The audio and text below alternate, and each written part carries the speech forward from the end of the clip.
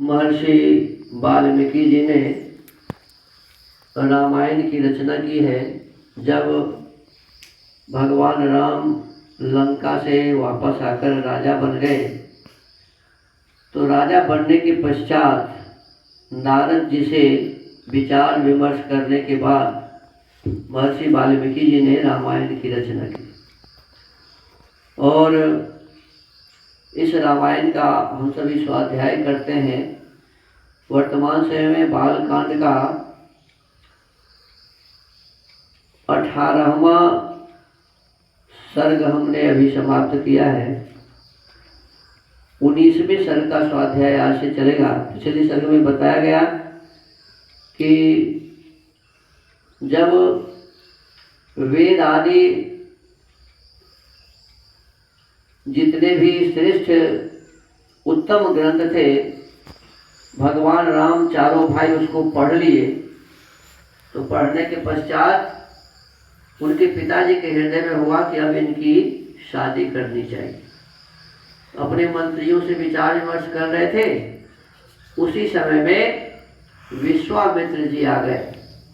विश्वामित्र जी से मिलने के बाद उन्होंने उन्हें आश्वासन दिया कि महर्षि, आपके आने से मेरा घर पवित्र हो गया और आप जो भी मांगना चाहते हैं मांगिए, मैं आपको निसंकोच मांगिए, सब कुछ देने के लिए तैयार।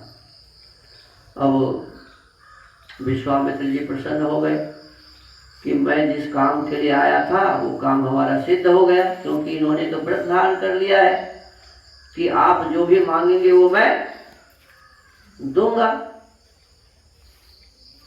अब आगे का प्रसंग यहाँ से चलता है। तच्छ्रुत्वा राजसिंहस्य वाक्यमद्भुत विस्तरम् हृष्टरोमा महातेजा विश्वामित्रोऽभ्यभाषत। नृपश्रेष्ठ महाराज दशरथ का यह अद्भुत विस्तार से युक्त वचन सुनकर महातेजस्वी विश्वामित्र जी पुलकित हो उठे और इस प्रकार बोले, सदृशंराज शार्दूल तवैव भुवि नान्यतः महावंश प्रसूतस्य वशिष्ठ व्यपदेशिनः। राज सिंह, ये बातें आपके ही योग्य हैं। इस पृथ्वी पर दूसरे के मुख से ऐसे उद्गार वचन निकलने की संभावना नहीं है। क्यों न हो, आप महान कुल में उत्पन्न हैं और वशिष्ठ जैसे ब्रह्मर्षि आपके उपदेशक हैं। कुल गुरु थे वशिष्ठ महाराज राजा दशरथ के। तो कहते हैं कि जहाँ पर वशिष्ठ जैसे महर्षि जिस कुल के उपदेशक हो, तो वहाँ इस प्रकार के व्रतधारी राजा तो होने ही चाहिए। यत्तु मे हृद्गतं वाक्यं तस्य कार्यस्य निश्चयं कुरुष्व राज शार्दूल भव सत्य प्रतिश्रवः। अच्छा, अब जो बात मेरे हृदय में है उसे सुनिए। अब अपनी बात बताते हैं। नृपश्रेष्ठ, सुनकर उस कार्य को अवश्य पूर्ण करने का निश्चय कीजिए।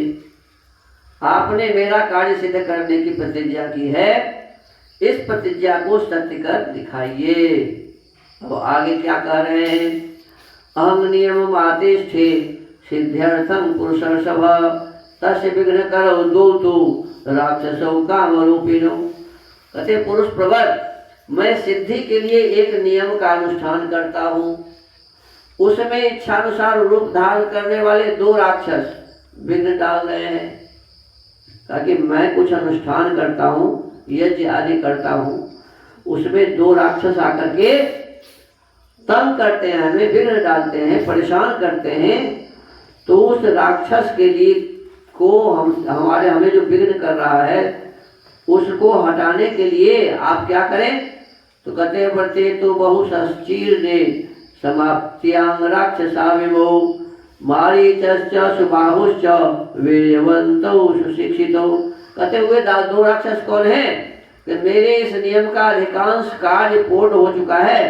अब उसकी समाप्ति के समय वे 2 राक्षस आधम के हैं। उनके नाम है मारीच और सुबाहु। राक्षस का क्या नाम था? मारीच और सुबाहु। मारीच और सुबाहु। कहते ये दोनों राक्षस हमारे कार्य में विघ्न डालते हैं। अब समाप्ति का अवसर है और हम लोगों ही परेशान करता है। तो मांस रुधिरोधेन वेदिंतामभ्यवर्षताम अवधूते तथा भूते तस्मिन् नियम निश्चये कृतश्रमो निरुत्साह तस्मादेशादपाक्रमे। उन्होंने मेरी यज्ञ वेदी पर रक्त और मांस की वर्षा कर दी है। देखो, राक्षस क्या काम करता है जब वो हवन करते हैं? वेदी का मतलब यज्ञशाला, वेदी का मतलब यज्ञशाला, ये है वेदी, जिसमें हम हवन करते हैं। कहते उस वेदी में जिसमें हम हवन करते हैं उस पर रक्त और मांस की कौन क्या क्या करता है जी? वर्षा कर देता है, माने फेंक देता है। तो इसका मतलब हुआ कि यज्ञ अच्छा काम है और उसमें मांस डाल देना बुरा काम, बुरा काम है।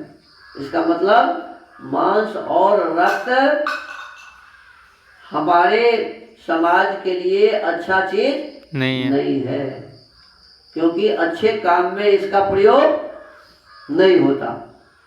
कहते हैं कि मेरी यज्ञ वेदी पर रक्त और मांस की वर्षा कर दी है। इस प्रकार उस समाप्त प्राय नियम में विघ्न पड़ जाने के कारण मेरा परिश्रम व्यर्थ गया और मैं उत्साहहीन होकर उस स्थान से चला आया।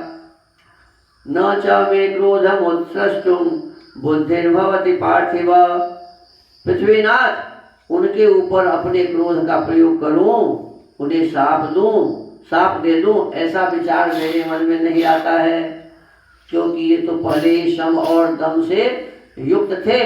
तो कहते हैं कि मैं क्रोध भी नहीं कर सकता और साप भी नहीं दे सकता।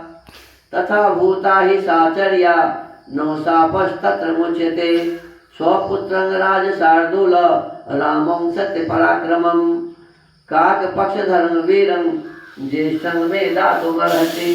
कहते क्योंकि वह नियम ही ऐसा है जिसको आरंभ कर देने पर किसी को शाप नहीं दिया जाता। अतः निपश्रेष्ठ आप अपने काक पक्षधारी सत्य पराक्रमी शूरवीर ज्येष्ठ पुत्र श्री राम को मुझे दे दें। अब देखो, इसका दो अर्थ है। एक अर्थ क्या है?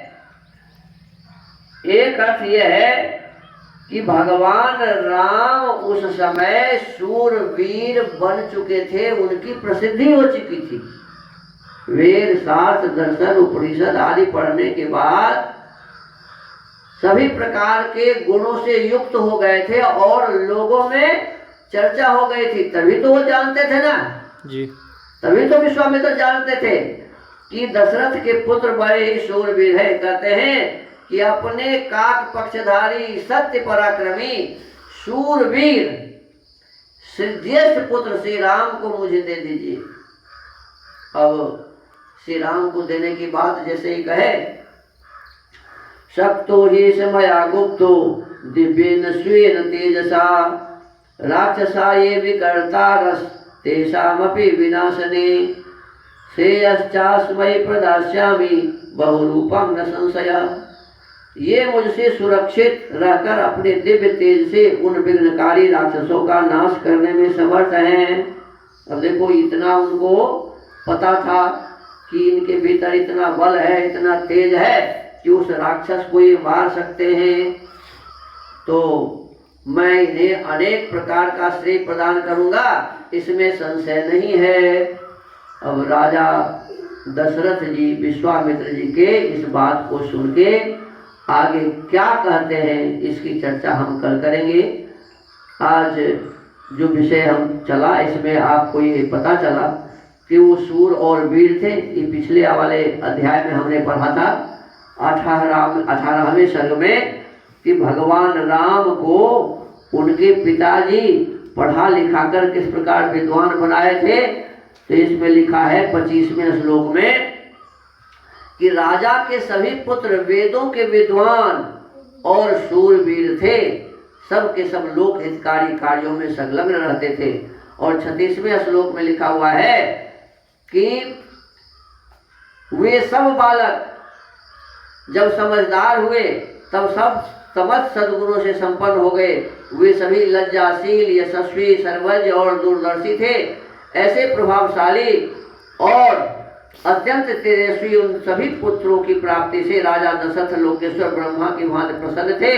वे पुरुष सिंह राजकुमार प्रतिदिन वेदों के स्वाध्याय, पिता की सेवा तथा धनुर्वेद के अभ्यास में दत्तचित्त रहते थे। अब देखो, भगवान राम शूरवीर बने तो इसमें बताया गया है कि वो धनुर्वेद का अभ्यास करते थे, इसीलिए शूरवीर थे।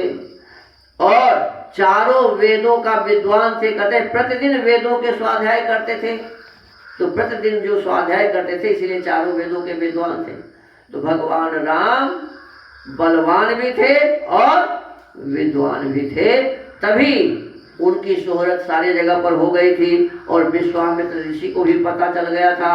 और इसीलिए अपने यज्ञ की रक्षा के लिए जो बाधाएं लोग डालते थे उनके यज्ञ में, उसकी रक्षा के लिए वो राम को अपने यहाँ लाने के लिए राजा दशरथ के पास गए थे। तो अब आगे राजा दशरथ क्या कहते हैं इसकी चर्चा करेंगे। आज के स्वाध्याय को यही विराम देते हैं। ओम।